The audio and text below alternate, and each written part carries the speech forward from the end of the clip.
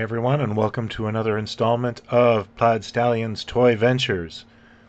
For this week's show, I have something a little unique and something that I really treasure from my childhood, and that is the Star Sword and Space Shield by a company called Toy Box Inc. It should come as no shock that this is inspired entirely by Star Wars and is one of the better lightsaber knockoffs.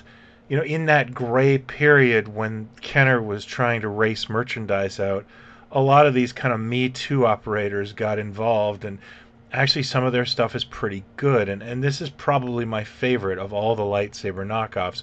But that is because I got it when I was 8 years old, and it's a glow-in-the-dark sword. It's a lot of fun, and there was a lot of imagination used with it. So I've always kind of thought it was superior to the lightsabers that Kenner produced at the time. I wasn't a big fan. This was produced by a company called Toy Box Inc., and they were out of New Hampshire, and they state on the label this was proudly made in the USA, which is something that probably wouldn't happen these days. But it is a nice reminder of a time when factories roamed the earth. In Canada, these were sold by a company called CCM, which was actually a bike supplier, which makes a lot of sense because the place I always found these toys was at Canadian Tire, which is more known for bikes than toys, especially in the 1970s. I believe these sold very well for Toy Box Inc., as I remember seeing a lot of them in the neighborhood, and the feedback I've gotten over the years on Plaid Stallions suggests that a lot of you had this. Sales must have been really good because they followed up the next year with what is probably my favorite piece in the line, and that is the Space Shield. Now, there were no shields in Star Wars, so this is a completely original idea, and they really did a lot of wonderful things with it. First of all, it glows in the dark as well. Second of all, it has a sheath so you can keep your space sword in there while you're fighting. I absolutely love this feature. And then it's just deckled with imaginative, spacey graphics on the inside.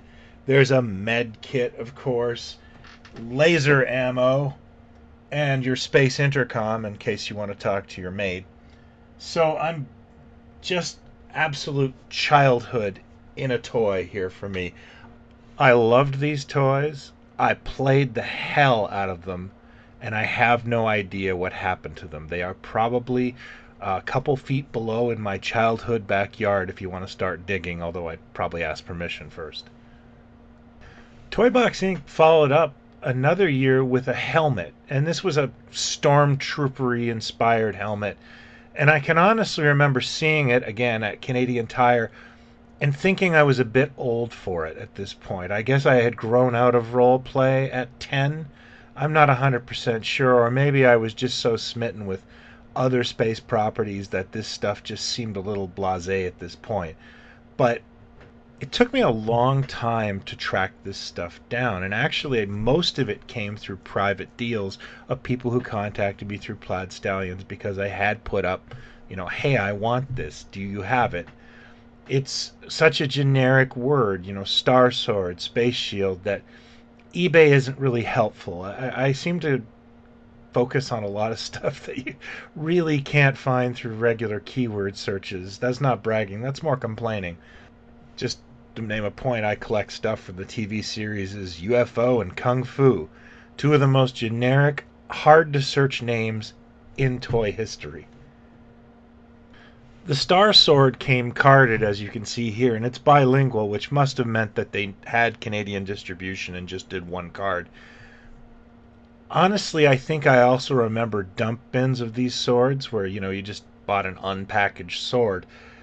And I don't think the Space Shield ever had any sort of packaging. I don't think the helmet did either. I think it's unique to the Star Sword. Did you have one of these as a kid? Are they fond memories, or did you feel like you wanted a lightsaber? Let me know in the comments below.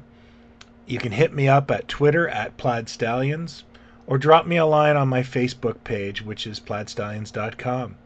Thank you, as always, for watching. I hope you liked it, and I'm always grateful to hear your feedback. I'll be back next week with another toy venture.